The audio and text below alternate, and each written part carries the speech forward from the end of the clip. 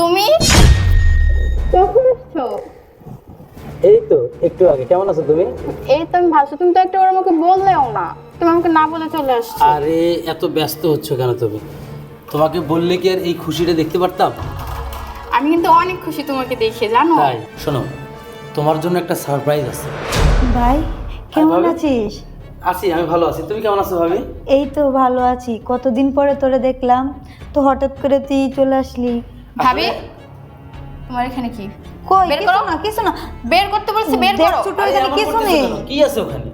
আমি দেখছি দেখেই তো বলছি বের করো। আর ছোট এখানে কিছু নেই, সত্যি বলছি আমি এখানে আমি কিছু তোমাকে নেই। বের করতে বলছি, বের করো। কিছু নেই। কি ব্যাপার? তুমি এটা কখন দিছো ভাবিকে? কি হলো, কথা বলো। এই তুই আর কত অপমান করবি আমাকে? হ্যাঁ, তুই জানিস না যাদের স্বামী নেই তাদের কোনো মান সম্মানও নেই। এখন আমি ওকে কি জবাব দিব? দেখ, ও তো বারবার জিজ্ঞেস করতেছে, বল এখন আমি কি উত্তর দেই? চুপ করো ভাবি।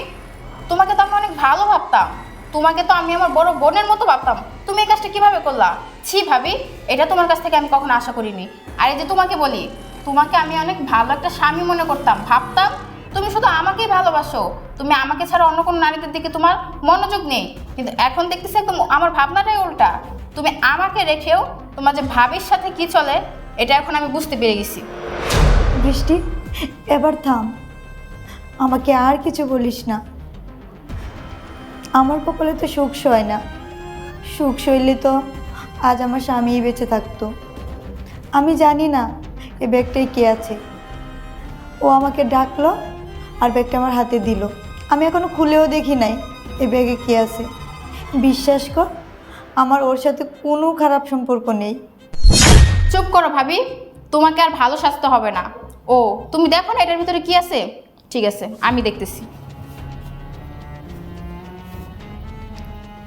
বাহ, কত সুন্দর একটা ড্রেস।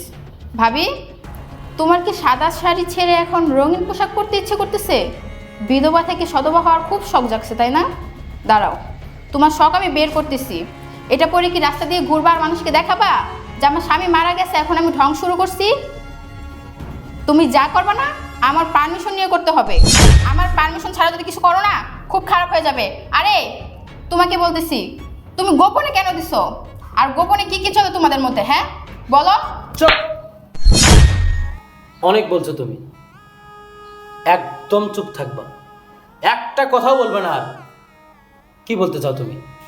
তার সাথে আমার অবৈধ সম্পর্ক, তার সাথে আমার গোপন সম্পর্ক, এটা বলতে চাও? দেখ বৃষ্টি, আল্লাহর দোহাই দিয়ে বলছি, আমার আর ওর মধ্যে কোনো খারাপ সম্পর্ক নাই। আমি তোর পায়ে ধরে বলছি।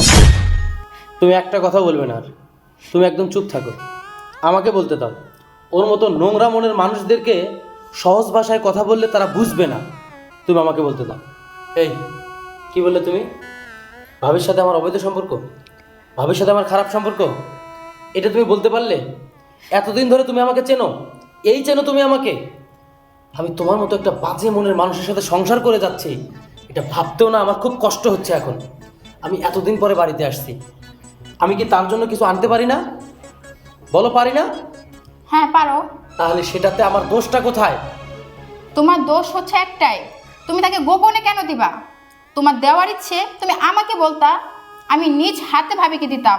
দরকার পড়লে আমি ভাবিকে এটা পরিয়ে দিতাম। তুমি কেন তাকে গোপনে দিবা? এখন তোমাদের অনেক গায়ে লাগতেছে, তাই না? এখন আমি বলছি তোমাদের মধ্যে অবৈধ সম্পর্ক আছে, তোমাদের গায়ে লেগে গেছে। এখন তো আমি বলতেছি, যখন পুরো এলাকার মানুষ বলবে তখন কেমন লাগবে? তোমার ভাবিকে দিতে ইচ্ছে করছে, তুমি আমাকে বলতে পারতা, আমি নিজে হাতে দিতাম। এখন তুমি গোপনে দিছো। কিছুদিন পর রাস্তার মানুষজন বলবে যে ভাবির সাথে দেবরের সম্পর্ক, ভাবির সাথে এই, ভাবির সাথে সেই, তখন কেমন লাগবে? একবার ভেবে দেখছো এটা? তোমরা হয়তো আমাকে অনেক খারাপ ভাবতেছো, কিন্তু আমি ভালো যেটা বুঝছি আমি সেটাই বলছি। আমি কি ভাবিকে ভালোবাসি না? আমি তো ভাবিকে আমার বড় বোনের মতো দেখি, তাকে আমি ভালোবাসি অনেক। আর আমি এটা জানি যে এই বয়সে একটা মহিলার স্বামী মারা গেলে তার মনের অবস্থা কেমন থাকে। আজকে যদি ভাবির জায়গায় আমি থাকতাম আর ভাইয়ার জায়গায় তুমি থাকতা, তাহলে কেমন লাগতো? আর তুমি যে কাজটা করছো এটা তো ভাইয়াও করতো, তাতে এখানে তো রাগের কিছু নাই বা খারাপেরও কিছু নাই। আমি যেটা ভালো বুঝছি আমি সেটাই বলছি। একবার তুমি ভেবে দেখো তো, এটা যদি এলাকার মানুষজন জানে যে তার বউয়ের আড়ালে তার ভাবিকে সে এটা সেটা দেয়, তখন মানুষ কি ভাববে? তুমি ঠিকই বলছো। আসলেই তো আমি ভেবে নিয়েছিলাম কি জানো, আমি যদি ভাবিকে কিছু দেই, তুমি যদি সেটা নেগেটিভভাবে নাও, এই জন্যেই আমি ভাবির জন্য এই 3 পিসটা নিয়ে আসছিলাম। তুমি জানো, এই বয়সে ভাবির এই পোশাকে না আমাকে দেখতে ইচ্ছে করে না। আমরা 2টা ভাই ছিলাম, আজকে একটা ভাই নেই, কিন্তু ভাবি তো আছে, ও তো আছে আমাদের কাছে। আমার না তার সাদা পোশাকের দেখতে ইচ্ছে করে না, এই জন্যই আমি ভাবির জন্য এটা নিয়ে আসছিলাম। কিন্তু তুমি যে এত সুন্দর করে এভাবে আজকে আমাকে বুঝিয়ে দেবে যে তুমি সত্যি আমার পরিবারটাকে ভালোবাসো, সত্যি তুমি ভাবিকে ভালোবাসো, সত্যি তুমি আমাকে ভালোবাসো, আমি তোমার গায়ে হাত তুলে অন্যায় করছি।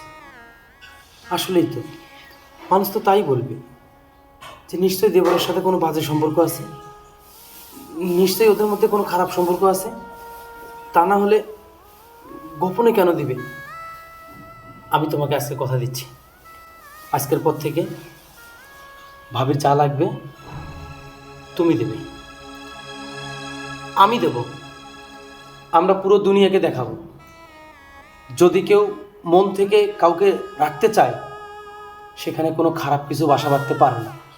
ভাবি, তুমি কান্না করবে না, নিয়তির উপরে কারো কোনো হাত নাই। ভাবি, তুমি তোমার স্বামী হারাইছো, আমি তো আমার ভাইকে হারাইছি, কষ্ট তো তোমার থেকে আমার কম না। ভাবি, প্রয়োজন আমি তোমাকে বিয়ে দেব, আবার বিয়ে দেব।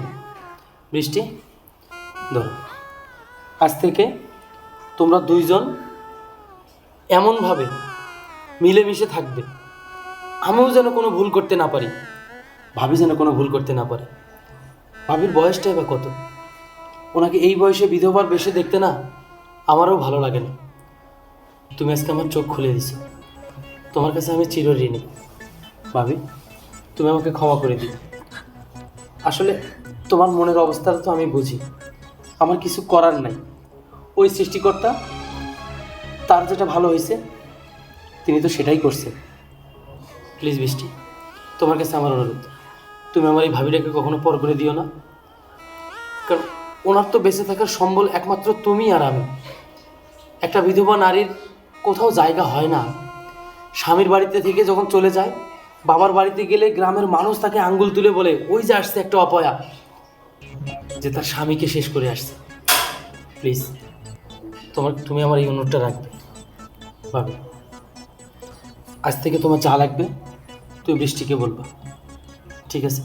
হ্যাঁ ভাবি, আপনার যখন যা লাগবে আপনি শুধু আমাকে একবার বলবেন, তারপর আমি যেভাবে সম্ভব এটা আপনাকে এনে দিব। আচ্ছা ঠিক আছে। বাইরে, আমি এটা জানি যে তুই আমার অনেক ভালোবাসিস, আমিও তোদেরকে অনেক ভালোবাসি। ভালোবাসি বলেই তো এই অল্প বয়সে বিধবা হওয়ার পরও তোদের এই বাড়িতে পড়ে আছি। কেন আসছি জানিস? শুধু আমার স্বামী স্মৃতি এই বাড়িতে জড়িয়ে আছে। আমি আর অন্য কোথাও যাইতে চাই না, বাকি জীবনটা আমি আমার স্বামী স্মৃতি নিয়েই কাটাতে চাই। তোরা শুধু আমার দুবেলা দুমুঠো বাদ দিস, প্রয়োজনে আমি তোদের সব কাজ করে দিব, তারপরও আমি এই বাড়িতেই থাকতে চাই। শোনো ভাবি, তোমাকে কিচ্ছু করতে হবে না, তোমরা 2জন মিলেমিশে থাকবে, যতদিন ইচ্ছে তোমার ততদিন তুমি থাকতে পারবে। আমি কথা দিচ্ছি তোমাকে, আমি তোমাকে দেখব, তোমার সমস্ত ভরণ পোষণ আমি দেব। তুমি ভাইয়া থাকা অবস্থায় যেভাবে রানীর মতো ছিলে সেভাবেই থাকবে। হয়তো তোমার স্বামীর ভালোবাসাটুকু আমি দিতে পারবো না, তবে আমি ভাই হিসেবে একজন বোনের প্রতি যতটা ভালোবাসা দেখা দরকার আমি সেটা দেখাবো। আমি তোমাকে কথা দিচ্ছি, কোনো দিন আমার কথার নড়চড় হবে না ইনশাআল্লাহ। বৃষ্টি, তুমি ভাবিকে নিয়ে ভিতরে যাও, ব্যাগটা উঠো, যাও ভাবি। আচ্ছা তুইও করে আয়। হ্যাঁ, আসতেছি আমি, যাও।